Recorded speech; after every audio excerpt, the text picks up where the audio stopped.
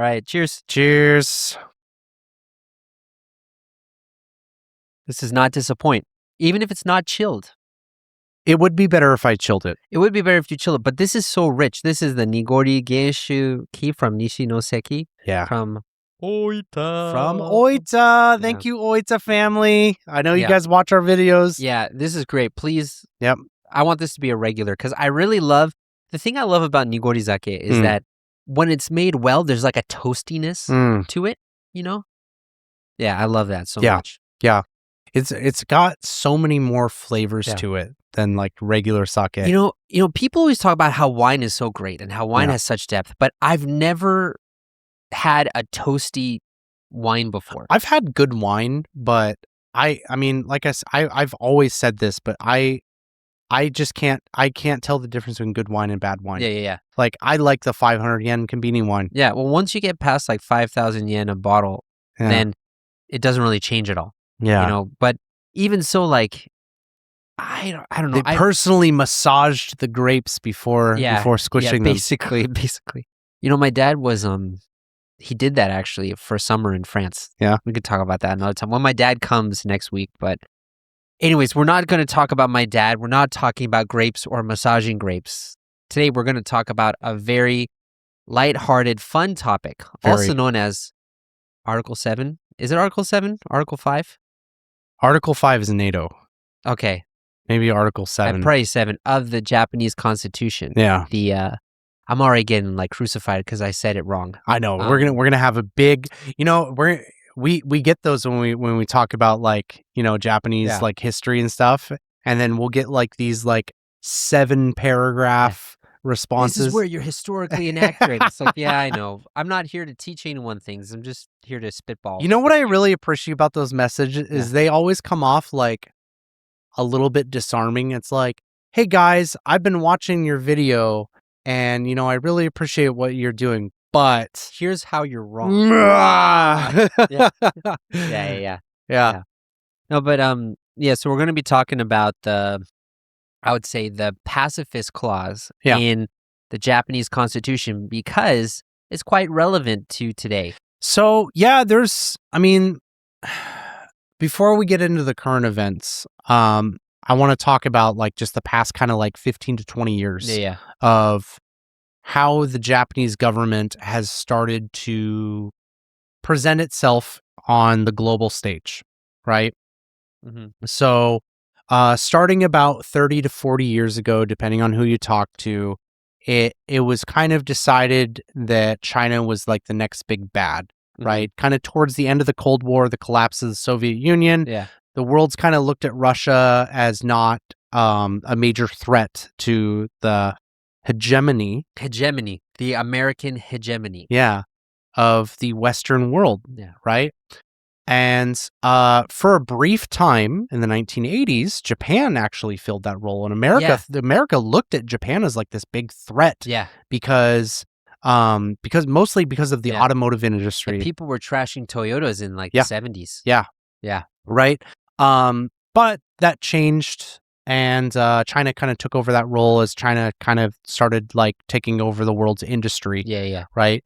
And so for probably the past 20 years, Japan's really done a massive buildup of military. Massive. They've dramatically increased their defense budget.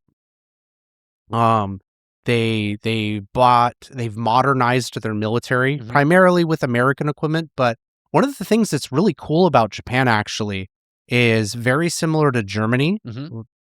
Funny coincidence there. But very similar to Germany is they will often work alongside U.S. military companies, and then they will make their own thing. So like, I'll give you an example, and it's like for people who are not big military buffs, I apologize. I like military stuff. But like there's an F-16, which is a fighter jet from the U.S. military. Very good one. Japan has taken that and they just made their own. It's still an F-16, but it's like their own F-16, right? Let me try to get a picture of this F-16. Yeah, I think it's called the F-16J. But anyways. Oh, F-16J? I think so. Let me put in a J right here and we can check it. Yeah. Is this it? Yeah. I mean, this looks very like. Yeah. Yeah. Okay. Yeah. Anyways, it's a really good aircraft. Yeah. It's actually an improvement over the F-16. Okay. It's a very, very good aircraft. Japan has recently been one of the countries participating in the F-35, which is like the new American jet program. So they're getting F-35s, but Japan also plans to make their own F-35, just like the F-16. So like there's this kind of history of Japan taking modern military stuff from the U.S. and improving upon it and making their own thing. Which is not something you see a lot of countries do. Right. So it kind of shows that like the industrial power is like still here in Japan. But yeah, so going back to things like they have been building and ramping up military for the past couple decades, which goes in huge contrast to kind of how Japan's like operated in the past century. Yeah. Right. Just post World War II.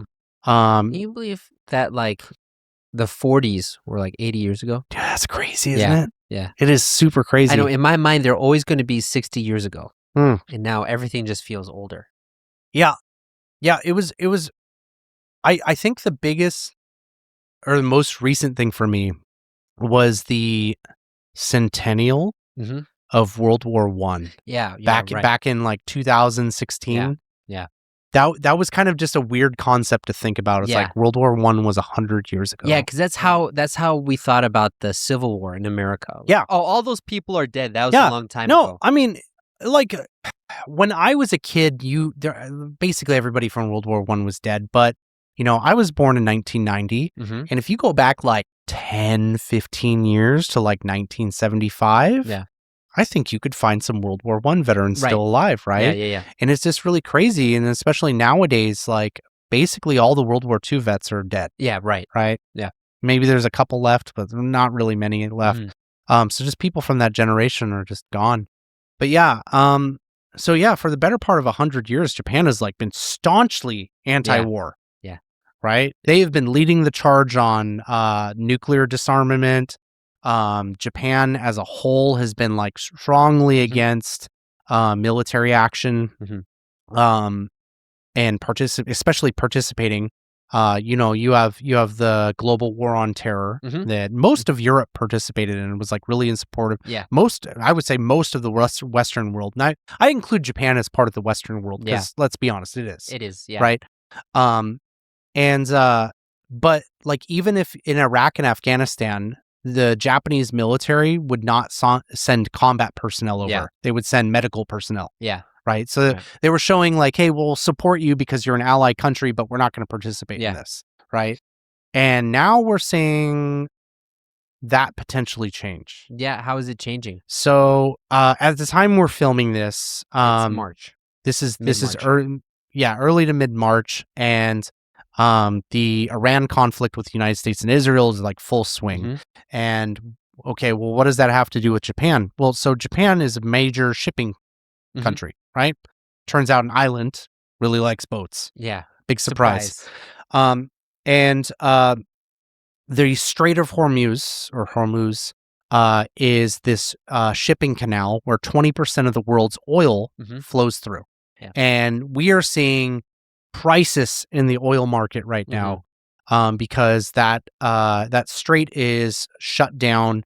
Iran's putting sea mines in there and they're attacking shipping or oil tankers. As of right now, there's been 3 oil tankers that have been attacked by Iran. They haven't been sunk, but they've been attacked. There's 1 oil tanker from Saudi Arabia that's still on fire right now. Wow. And one of the oil tankers that was attacked was a Japanese one. Yeah. Right? And so right now, the Japanese government is weighing in and deciding if it wants to send their navy over, not necessarily to participate in the Iran war, but to escort their oil tankers through that strait. Yeah. And yeah, you can still look at this as like them not participating in the war, but here's what I would say. You're sending a military vessel over to a active war zone for the sole purpose of defending a ship. So, hey guys, if you've watched this far, you're going to love our Austin and Arthur friends. In the Austin and Arthur friends, you're going to really improve your English listening, and I mean a lot. As a friend of ours, you will get each episode ahead of time with no ads, so you can watch before anyone else. But not just that, you can ask us questions or leave comments, and we will make a special video each week answering questions and responding to comments. These videos will not be released publicly. They are for friends, members only. It's a great way for you to ask our opinions directly and for us to respond directly. You'll also get listening practice questions and answers that you can check. Answers are for friends, members only. Oh, and anaume mondai mo desu ne.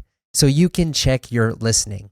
But not just that, for each episode, you'll get a list of native phrases we said from the video, along with practice sentences and pronunciation practice to help your speaking as well. You'll also get access to a members-only community where you can talk with us, the both of us. Mainly me, right? No, definitely. This is a great way to support our show, but also get closer to us and improve your English as well. For more information, click on the link in the description box, the Gayorang, or go to our website, austinandarthur.com. is it going to be involved in conflict? Maybe not, but there's a chance that it could be, right? And there's a very realistic chance because oil tankers are being attacked on the regular right now. So there's a very realistic possibility that if Japan sends their navy over, it will be involved in like an active war. Yeah, it's violating the Constitution. Yeah, so it's violating the Constitution. It's going against a stance that Japan has historically held for the better part of a century, right? And so there's a lot of discussion about this. Like, is this a good thing? Is this a bad thing? You know, what should be done? Yeah, you know, it's funny because, you know, both you and I are kind of in an awkward situation, I would say, where we live in Japan. Yeah.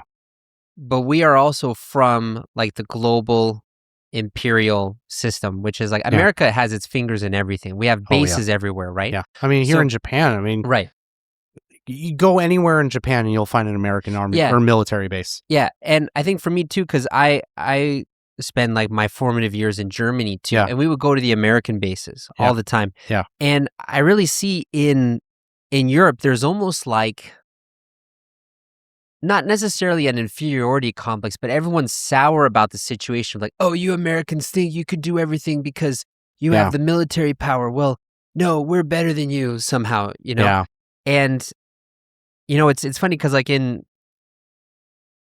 because we're not Japanese, so we don't have it from that perspective. But it's kind of, I always feel conflicted because it's like, hey guys, I'm here just hanging out. And also, you know, what is it? 70 years ago, my country took over your country and basically made it a colony for a little while. And we still have a really deep presence and we're protecting you. We're like helping, we're like overshadowing you, you know? Yeah. So it's kind of difficult for me to talk about this a bit.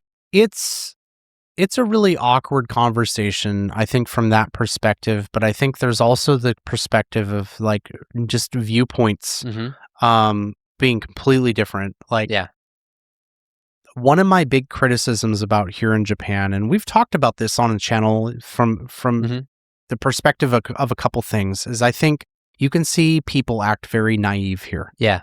Right. I'll give you an example. Like, I constantly see mostly women do this, but they'll put their iPhone in their back pocket. And it'll be kind of just hanging out there. Right. I see that all the time on the train.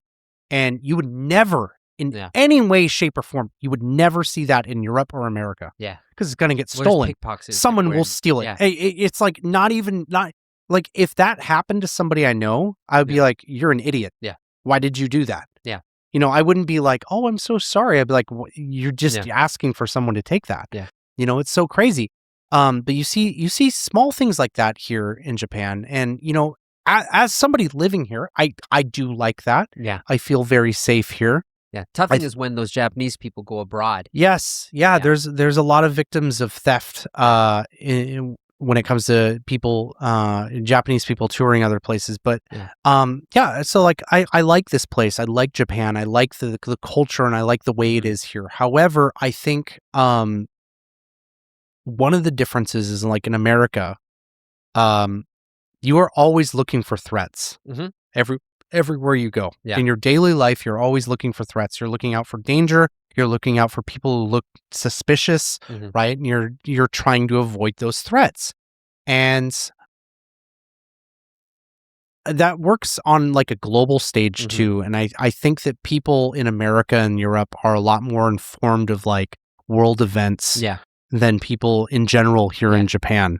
Actually, it's funny you mentioned that because we did want to talk about how we feel like a lot of people in Japan are much more insular than they are abroad. And insular actually comes from the word for island, right? So it works out. But it could be, because it's funny because you follow Japanese politics more than I do. Yeah. I don't follow Japanese politics because I don't have voting rights. Yeah. So what's funny? Yeah. I just want to cut you off for a second because I'm the one who's constantly criticized of like not wanting to assimilate and being like the American, where it's like, Arthur, you're kind of praised. It's like, look at Arthur. He's like, he's the good foreigner. He's the good foreigner. He's made an effort to like really embrace himself into Japanese culture. But then it's like as soon as when it comes to like current events and world politics, I'm always the one that's like, oh yeah, dude, did you know this person in the government just did this thing? And you're like, I don't know, man. Yeah. Well, but no, I feel like that's more in line with a lot of the people here. Well, also, I used to follow American politics a lot more. Yeah. But I don't have any local voting rights in the States because I'm not a resident of anywhere in the States. Yeah. So my influence is really only the presidential election, which is kind of meaningless when you think about it. Yeah. So I tend to think about things that are within my locus of control of like, will I make an impact? Yeah. And so I don't really pay attention to why are we talking about this again? Well, so this has relevance for like just being aware of like danger and conflict in the world. Oh yeah, right. And so this brings it back. So then because Japan is not in charge of its own military force, or it has a military force, but it can't launch aggressive acts, So I feel like people are much less considerate of what's happening abroad because they can't really make the decisions. Yeah. It's America that makes those decisions. Yeah. And, like one of my big criticisms, because I have a lot of friends who are from Europe and, I talk with people about this and come on, you're from the UK. That's not like real. Oh, no. I've got a number of friends who are from like Germany, Sweden, like France. I just kind of everywhere. Okay. And, like one of my things, because like one of the things you'll commonly hear, and it's a criticism about the American military here in Japan too, is like both Europe and Japan have massive American presences. Is people will say, oh, you Americans, you spend so much on your military, and you're not taking care of your people. Like look at here in Sweden, or look at XYZ European country, and look at how happy our people are, and look at we have these like social welfare programs that are available and everything, and it's like, what's your defense budget? Yeah. Oh, 2%. Yeah. So if Russia comes to try to take you over, what's going to happen? Yeah. America's going to come. Yeah. So all of your money is going to here. And look, if you want to have some criticism about, how much money a country should be spending on their defense budget, I think there's a conversation to be had there. But one of the things that really frustrates me is you have a lot of people from various countries that will criticize America while also benefiting from its protection for essentially free. Yeah. Right? Yeah. And I think Japan has realized this, and I think Japan really wants to maintain a relationship with America. In fact, I would say Japan's probably America's closest ally. Yeah. In terms economically, militarily, like culturally to a point too. But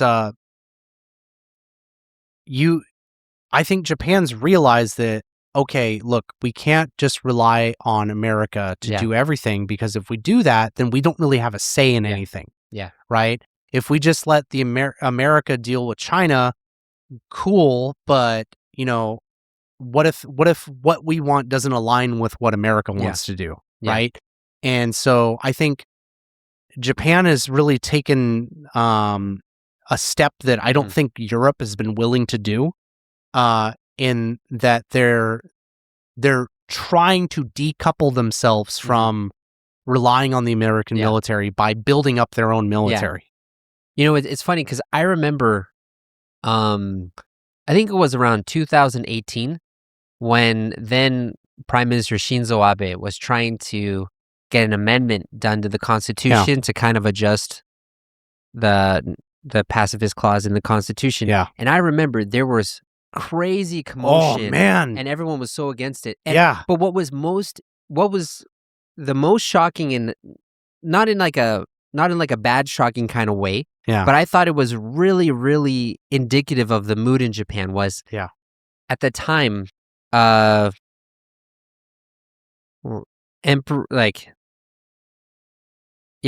Heisei, or what you call, I think his name is Akihito or something like. His dad is Hirohito. He's Akihito, I think. I forget what his son now Reiwa is, but anyways, the emperor at the time, Heisei, he basically said, "I'm old. I would like to quit. But I don't have the right to quit, so please allow me to quit," in response to what Abe said. And that shut down everything. And then we switched into Reiwa, right? But that was like, he said, I don't want to have any influence. I want to remain a symbol. Also, I'm old. Please let me quit. And that was just like, wow, it's like this pacifist mindset has really gone super deep. Yeah. Yeah. And the really interesting thing is, I think, like, the public voice here in Japan. I mean, we've talked about like an anti-foreigner rhetoric that's kind of, really cropped up in the past year. And how kind of Japan's just overall taken a much more aggressive stance on the world stage. And you see that with military opinions too. Yeah. There's a lot more public support for building up the military now than 10 years ago. Yeah. Like, when I mean a lot more, I mean 10 years ago, there was like no Nothing. support. Yeah. People were like, are you crazy? Yeah. Do you want us to go back to World War II? Like, people would immediately shut down that argument. Now there's an argument. Yeah. That is such a massive shift, man. Yeah. It's funny because, I was telling you over lunch. So by the way, everyone who's watching this, one of the reasons we don't eat anything on the channel is because you don't want to hear the talks. Please stop that. I'm already vomiting. Just listening grinds to my this. gears, man. Yeah. But also, so we do that. So for that, we eat lunch beforehand. So every time we meet for lunch first. And so over lunch, I was talking about how I just finished reading a book. It's like 600 pages on the American occupation of Japan after World War II. Yeah. Super boring. But actually, the beginning part was really cool. He put all like the sexy stuff in the beginning, and then at the end, it got pretty boring. But still, what was interesting was, at that time, Japan wanted to have, when they were making the Constitution, Japan wanted to have a military. They're like, man, if they completely defang us, we're no longer our own country. We're a vassal state to America. Yeah. And so what they did is they presented their constitution. The Japanese government presented their draft of a constitution, which was like a redrafting of the Meiji Constitution back then. And America was like, no, here, take this draft right here. And basically, they were threatening that the emperor would get the noose if they didn't accept it. And at the time, all like the politicians, including Prime Minister Yoshida, their main goal was, let's just keep the emperor safe. Let's make sure the emperor doesn't get killed. We want to keep the emperor alive. So they kind of accepted anything that happened. And with the idea that they were going to change it later on when America left, they could change their constitution. But what happened was really strange was, in the United States and the world in general saw Japan as like this slightly domesticated beast where if you just push it a little bit, it'll come and gnaw your face off. Like, this is what the Japanese are capable of, all these war crimes and stuff. And so they were really scared. So they said, no, we need to demilitarize it 100%. And America was totally for that. And then there was a lot of propaganda to encourage that. They had a lot of like atomic bomb stuff and like all the bad things that happened in the war they emphasized. And then the Korean War breaks out. And then America starts backpedaling and being like, hey guys, so we said no military, but let's just have a reserve army here that we can send on skirmishes. But Japan was like, and this is like 1950, 51, right? 6 years later, 5 years later, they're like, no, we're not going to do that, but we will be happy to build your weapons for you. Yeah. And so they didn't actually participate in the conflict, but that's what helped start the economic miracle. But even just 5 years after that, everyone was so staunchly anti-war. Mm-hmm. And like, that just kind of boggles my mind how fast it changed. Yeah. I feel like my reoccurring catchphrase is like, we've talked about this in other episodes about other subjects, but it always surprises me just how quickly Japan can just 360 or sorry, 180, not 360, 180 on like a stance or something and just go, okay, this is what we do now. Yeah. And it's just like everyone just accepts it and it just moves. People were putting pictures of MacArthur next to pictures of the emperor in their houses at that time. That is crazy. Yeah. And wasn't everyone for sure, but he was getting fan mail by the thousands of people saying like, you saved our country, MacArthur. That is so crazy, man. Yeah. That is insane. Yeah. And it's weird because you kind of go back to being like, well, what is the real like moral core to the Japanese mindset or like the national idea? But what's funny is I feel like the only thing today that almost everyone rallies around is anti-war. Maybe it's changing a little bit, but I remember, you have demonstrations and protests here and there, but when you start talking about Article 7 and trying to rearm Japan, everyone suddenly comes out just like, no. Yeah. Like, that's the one thing it seems. Yeah. And it's dying. Yeah. It really is dying. It's going down.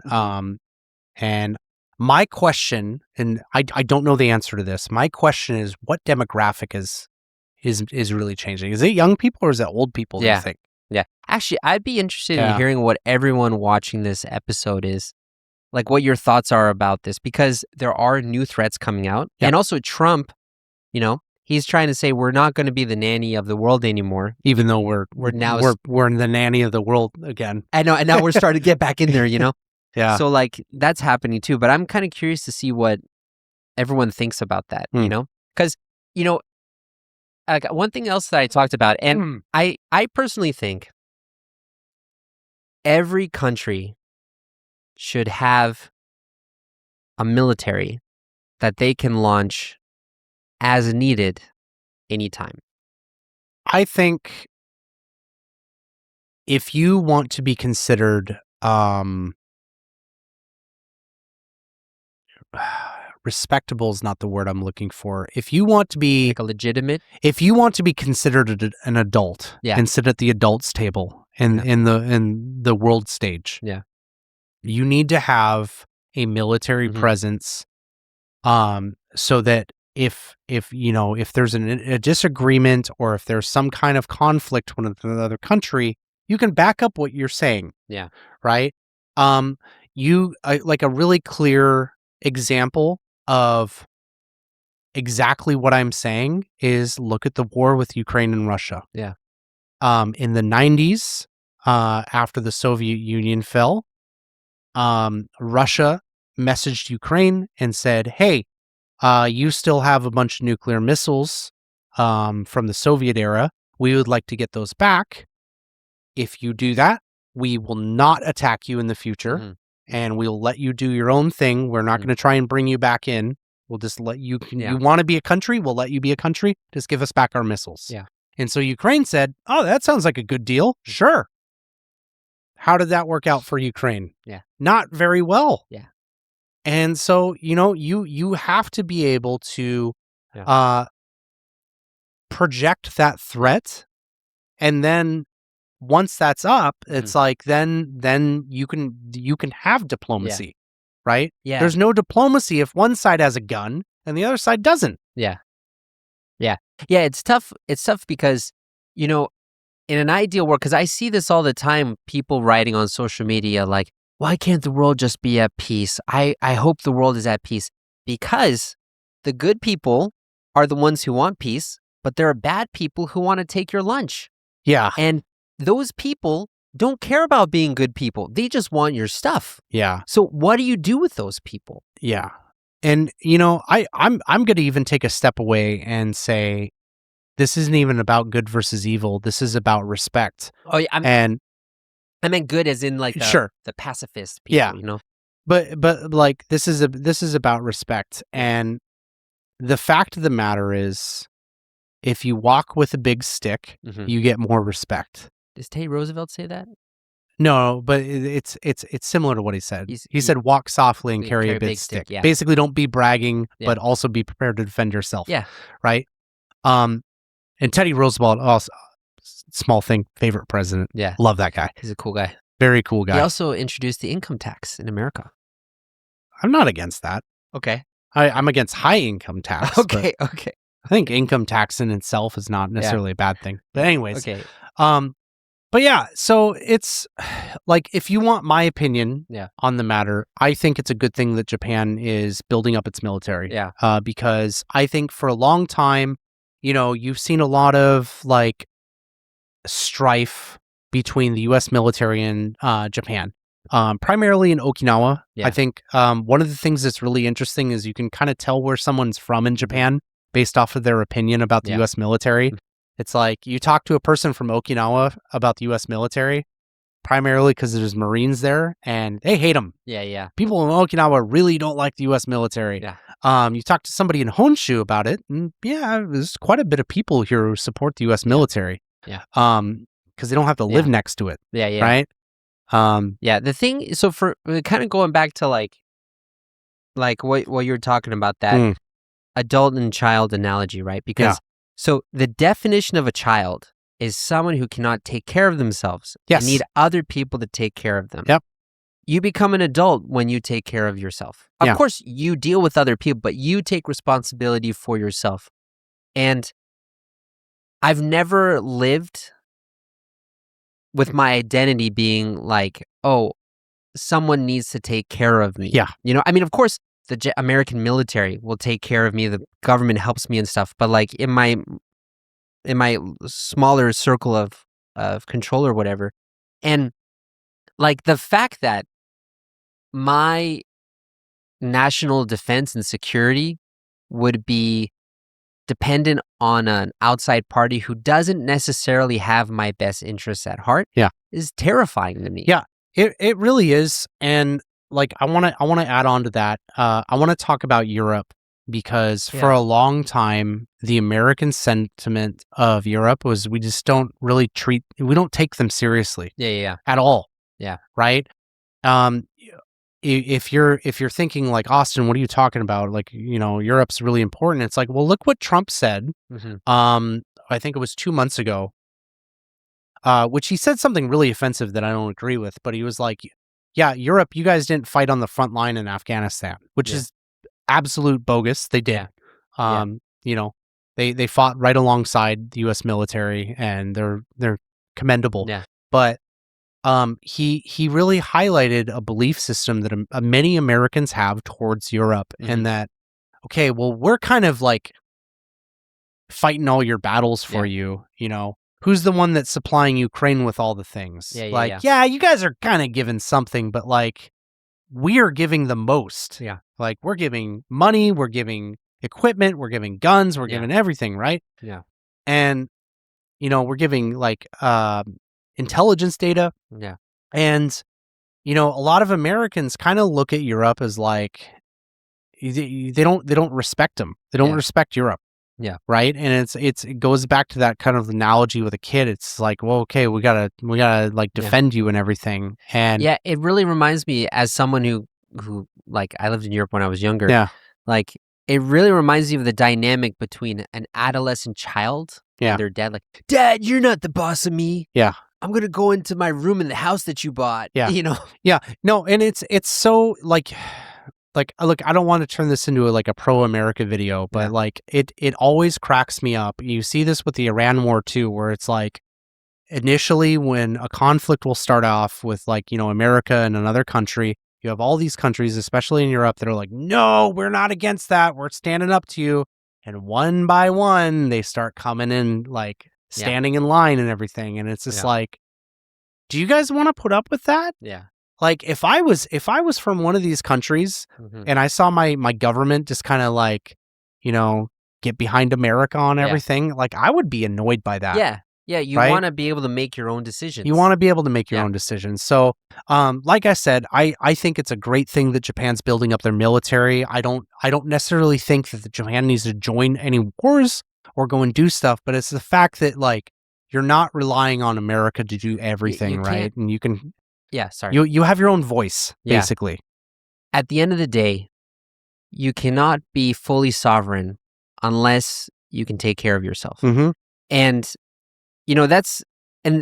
people say that's really antiquated because we all work together and stuff like that. And in a sense, we do. But the fact of the matter is that there are people in the world who don't care about you, who don't want to be your friend, who just want to hurt you. Like recently in Japan, there is a bunch of people breaking into houses and stealing things. Mm-hmm. Imagine if you went up to that person and said, listen, I know you want to steal my stuff and I know your life is tough, but can we just be friends? Can you not steal? Let's just go grab a coffee and talk about it. Yeah.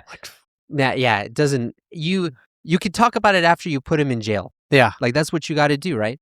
Yeah. Just so one thing for those of you who, probably there's two of you in the whole audience who are interested in classic history or literature and stuff. I'm going back because one of the most impactful things I read in literature, my literature class in college of all places, was something called the Melian Dialogue. Okay. Have you heard of that before by Thucydides? So this is an ancient Greek account of when Athens was starting to get a little bit imperialistic. And there was this island called Melos where Athens was in conflict with another country. Maybe it was Sparta or something. And Melos had given supplies to Sparta. Yeah. And Athens topples Sparta. And then Athens goes around and says, hey, Melos, you helped out Sparta. We're going to kill you now. I saw this. Do you know Simple History? Oh, yeah. The channel? Yeah. Yeah. He talks about this. Yeah. Okay. Yeah. No. And the Melians are like, come on, man. We didn't actually fight you. And he's like, yeah, but you helped our enemies. That's the same thing. Yeah. Now we're going to kill you. He's like, but that's not nice. Come on. We can all be friends and be kumbaya. Why don't you just be kind about this? And the key thing that they say is the strong do what they will and the weak have to suffer it. Yeah. So the strong people do whatever they want, and the people without the power have to accept whatever happens to them. Now, if you're fine with that situation, that's okay. And to an extent, we all are under a situation like that. But I would like to be in that situation as least as possible. Yeah. Yeah. Yeah. I'm glad Simple History worked for you. Dude, I love Simple History, man. Yeah, it's one of my favorite channels. Do you want to plug it a little bit? Do you want to talk about it a bit? I mean, I don't know. I feel like we're kind of over time as it is. Okay. But... Yeah. Anyways, man, well, this was good. So I'm sure what we said offended a lot of people. And so if you hate us and you want to unsubscribe, please tell us in the comments. I'm expecting about 50. Dude, this was a super pro-Japan episode, man. I really? I feel like people are going to love this. We'll see. Go Japan! Woohoo! Go Japan too, but we'll see what happens. Okay, man, I'll talk to you next time.